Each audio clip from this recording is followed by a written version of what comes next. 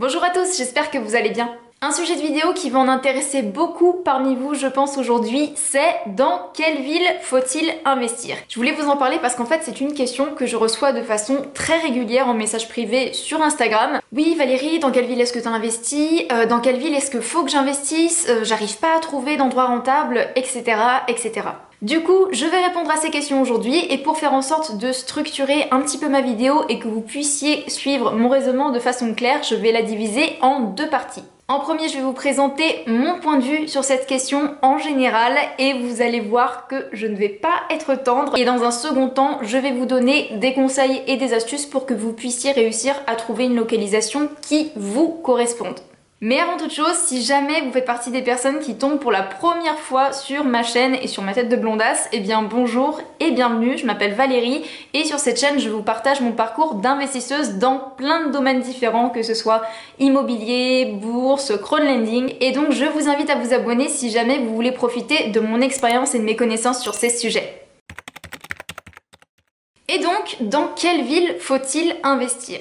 Pour être honnête, en fait, c'est une question avec laquelle je ne suis pas hyper à l'aise de manière générale et pour plusieurs raisons. Déjà parce qu'il existe une certaine proportion de personnes qui la posent tout simplement en fait parce qu'elles ont la flemme de faire des recherches par elles-mêmes et en fait elles posent la question dans le seul but de prendre l'information et de foncer sur la localisation sans réfléchir. Déjà le côté sensu dans la prise d'information, c'est une attitude avec laquelle j'ai beaucoup de mal parce que pour moi une discussion ça doit rester un échange, un partage, et quand c'est à sens unique et qu'on donne l'information et on a juste l'impression d'être un objet auquel on soutire de l'information sans arrêt, et ben c'est pas du tout agréable. Et en plus, c'est selon moi le signe d'une certaine paresse intellectuelle, c'est le seul terme approprié que j'ai trouvé, je sais qu'il n'est pas agréable à entendre, mais voilà, une paresse intellectuelle chez la personne qui pose la question. Donc attention, je ne mets absolument pas tout le monde dans le même panier.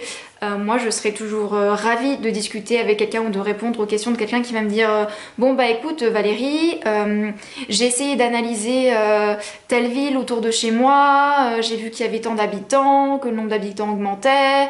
J'ai discuté avec des agents immobiliers, j'ai fait mes petites recherches et apparemment la ville a pas mal de chômage donc je sais pas trop quoi faire, est-ce que tu pourrais me donner des conseils? En fait c'est tout bête mais la personne qui pose ces questions, on sent qu'elle est curieuse, qu'elle a envie d'apprendre, qu'elle a envie de s'améliorer et surtout qu'elle est consciente des efforts qu'elle va devoir fournir elle-même pour investir dans l'immobilier. Mais à l'inverse, il existe malheureusement des personnes qui ont vu un petit peu trop de pubs de vendeurs de rêves sur internet et qui s'imaginent en fait que eh bien, ils vont devenir rentiers aux Caraïbes en 2 semaines en claquant des doigts comme ça, sans s'imaginer en fait que bah non, c'est pas ça l'investissement. L'investissement c'est beaucoup de travail en solitaire. Les gens ne vont pas travailler à votre place, les gens ne vont pas faire les choses à votre place, en fait c'est à vous de vous bouger et de faire les choses en fait. Donc cette personne là qui pense que tout est facile et elle a juste à prendre l'info et à se jeter sur un endroit sans réfléchir, et ben en fait elle a tort parce que elle n'a pas analysé l'endroit par rapport à sa propre situation, elle n'a pas fait de recherche détaillée et donc potentiellement elle peut se planter.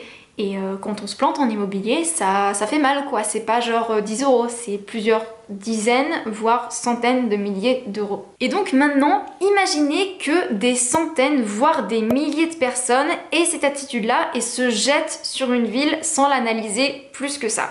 Donc pour illustrer mon propos, je vais vous donner un nom de village totalement au pif parce que c'est un des noms qui me viennent en tête comme ça, mais en vrai je ne sais absolument pas si c'est intéressant, je ne sais absolument pas s'il faut y investir. Riom-es-Montagne, charmant petit village dans le Cantal, petit village connu notamment pour la fête du bleu d'Auvergne et où j'ai passé quelques vacances d'été avec mon papa quand j'étais ado. Imaginons qu'aujourd'hui je vous dise Riom-es-Montagne c'est super intéressant pour investir. Qu'est-ce qui va se passer? Alors peut-être en effet que les premières personnes qui vont acheter là-bas, elles vont pouvoir faire de bonnes affaires et réaliser des opérations immobilières intéressantes. Cependant, qui dit beaucoup d'acheteurs dans un secteur, dit également hausse des prix, tout simplement parce que oui, les vendeurs en profitent et donc les nouveaux acheteurs, les acheteurs suivants, ceux qui arrivent après les premiers, auront forcément beaucoup plus de mal à trouver des rentabilités intéressantes ou accepteront de prendre des projets avec des rentabilités qui seront moindres. Mais cela va également créer beaucoup de concurrence entre tous les biens qui seront proposés sur le marché de la location par des investisseurs et donc forcément les gens auront plus de mal à trouver des locataires, ce qui entraînera une baisse des loyers. Au final, le marché d'Orient et Montagne sera totalement cannibalisé et faussé par rapport à une situation normale. D'ailleurs, je vais vous parler d'un exemple concret pour illustrer mon propos, c'est la ville de Saint-Étienne qui a été présentée pendant plusieurs années par certains investisseurs, certains formateurs également, comme la ville idéale pour faire des colocations à forte rentabilité parce que c'est pas loin de Lyon, parce qu'il y a des étudiants, etc. Résultat, il y a plein de gens qui se sont jetés sur la ville pour faire des colocs parce qu'ils ont cru que c'était la recette miracle. Sauf qu'aujourd'hui, du coup, on voit pas mal de personnes régulièrement sur des groupes Facebook qui expliquent qu'ils ont du mal à remplir leurs colocs, qu'ils ont du mal à trouver des locataires, que les locataires sont de plus en plus exigeants, qu'ils doivent parfois baisser les loyers pour trouver des locataires qui acceptent de louer leurs colocs, et surtout qu'ils ont souvent du mal à assumer leurs charges et leurs crédits. Avec cette explication, du coup, j'espère que vous comprenez un petit peu plus mon point de vue et pourquoi moi aujourd'hui j'évite de dire frontalement aux gens où est-ce que j'investis. Déjà, je n'ai pas envie de me créer de la concurrence inutile et puis en plus, je ne veux pas du tout fausser mon marché. C'est pas forcément le secret le mieux gardé de la terre, ça me dérange pas du tout d'en parler avec quelqu'un au détour d'une conversation en privé, mais disons qu'aujourd'hui je préfère nettement vous donner des conseils et des astuces pour vous aider à analyser un endroit qui pourrait vous correspondre pour que vous puissiez envisager d'y investir, et c'est donc ce qu'on va voir dans cette deuxième partie. Et donc, comment trouver un endroit intéressant pour investir dans un premier bien locatif? Je vais maintenant vous donner une série d'étapes que je vous recommande de suivre et qui vous permettront d'orienter vos recherches. La première étape, c'est de tracer un cercle de 80 km autour de chez vous et de faire vos recherches dans ce périmètre. Je vous conseille cela parce que je constate que pour un premier bien immobilier, on est vraiment très attaché généralement au fait de vouloir tout gérer. On veut que les choses se passent bien, on veut souvent faire des travaux soi-même. Bref, que ce soit par fierté ou tout simplement pour se rassurer, eh bien on va être souvent amené à se déplacer sur site, au début en tout cas. Donc je vous conseille vraiment de ne pas trop vous éloigner de chez vous, sinon ça risque vraiment à la longue de vous épuiser et parfois même vous dégoûter. Donc vraiment quand je vous dis 80 km autour de chez vous, c'est indicatif, mais en gros prenez une grosse heure de route autour de chez vous. Et peut-être que pour des futurs biens immobiliers, parce que oui, je vous souhaite qu'il y en ait beaucoup, vous aurez acquis pas mal d'expérience, vous aurez gagné en confiance et donc vous accepterez beaucoup plus facilement de déléguer et donc de vous éloigner de chez vous. Mais je peux vous assurer que la proximité, quand on débute, c'est vraiment quelque chose de très rassurant. Et donc, pour avoir votre zone de recherche de base, vous pouvez aller sur des sites comme Calc Maps qui sont très simples à utiliser. Vous sélectionnez là où vous habitez et vous créez votre cercle. Votre zone de recherche, ce sera ça. Et à partir de là, vous allez zoomer en échelle 5 km. Et là, vous allez faire toute la liste de toutes les petites villes ou les gros villages qui sont proches de grands axes pour rejoindre des grandes villes ou bien qui sont vraiment à la croisée de plusieurs grosses routes, donc des nationales.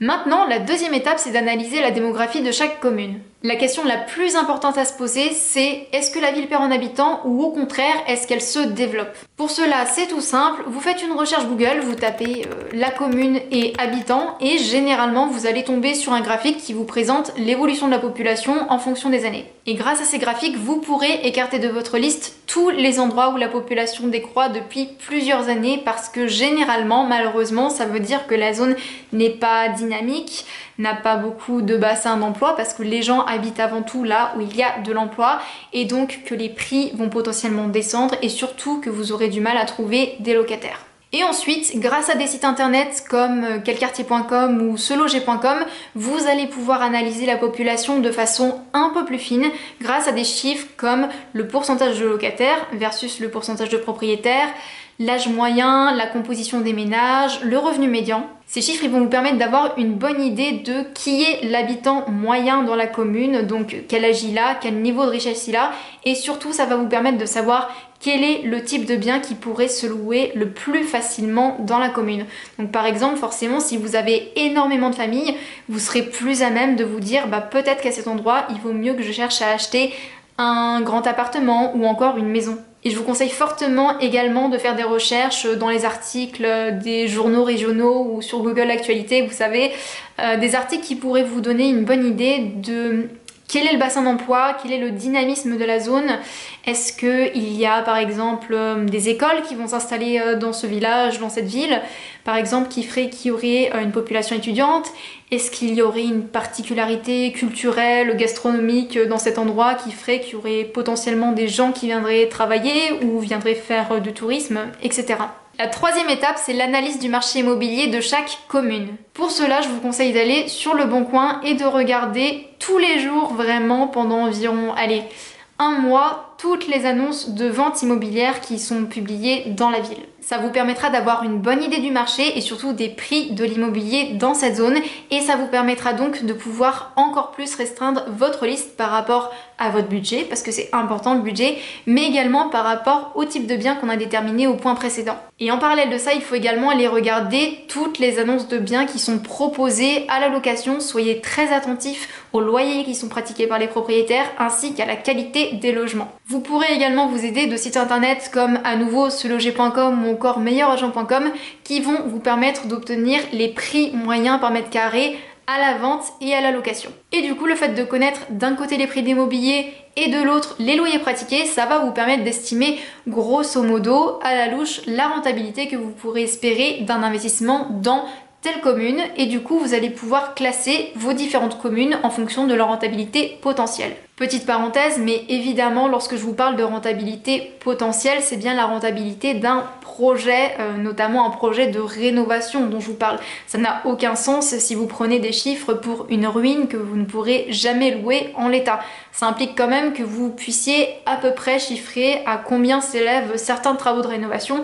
Donc ça c'est pas du tout le sujet aujourd'hui, mais c'est très important de savoir estimer des travaux. Et si jamais vous vous rendez compte que dans une zone que vous analysez, tous les biens qui sont proposés à la location ne font pas envie, ne sont pas de qualité, parce qu'ils sont vieillots, parce qu'ils sont pas aux normes, pas bien entretenus, vous pouvez vous dire, tiens, peut-être que moi, j'ai une carte à jouer parce que je vais acheter un bien, je vais le faire rénover ou le rénover moi-même, mais bon, on va essayer de le faire rénover.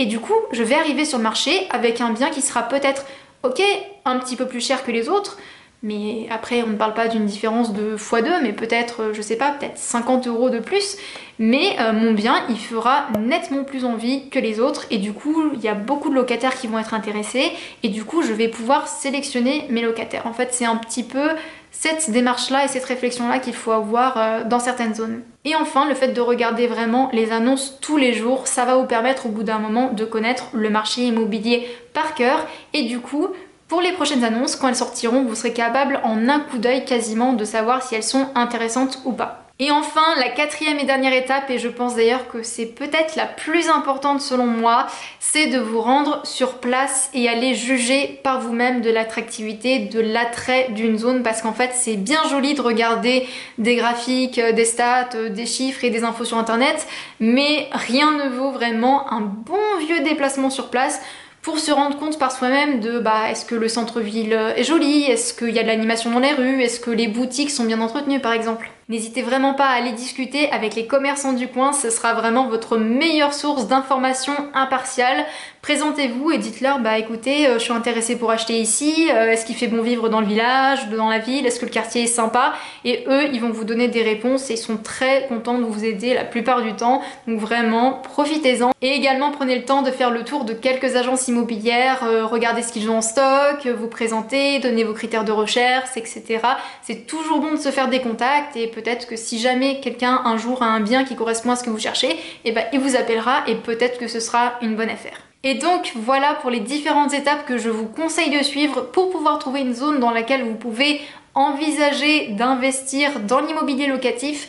N'oubliez jamais cependant qu'il faut toujours mixer l'analyse d'une ville avec votre propre situation personnelle, vos propres objectifs et votre propre capacité d'emprunt, c'est toujours hyper important. Et en plus de ça, le fait de connaître une ville de façon macroscopique ne vous décharge en rien du fait que vous devrez forcément faire une analyse beaucoup plus poussée le jour où vous trouvez un bien qui vous semble intéressant. Et à ce moment-là, il vous faudra chercher de nouvelles informations, trouver des professionnels de confiance, définir votre stratégie, faire vos calculs de rentabilité, voir si vous pouvez avoir une plus-value ou pas, etc., etc.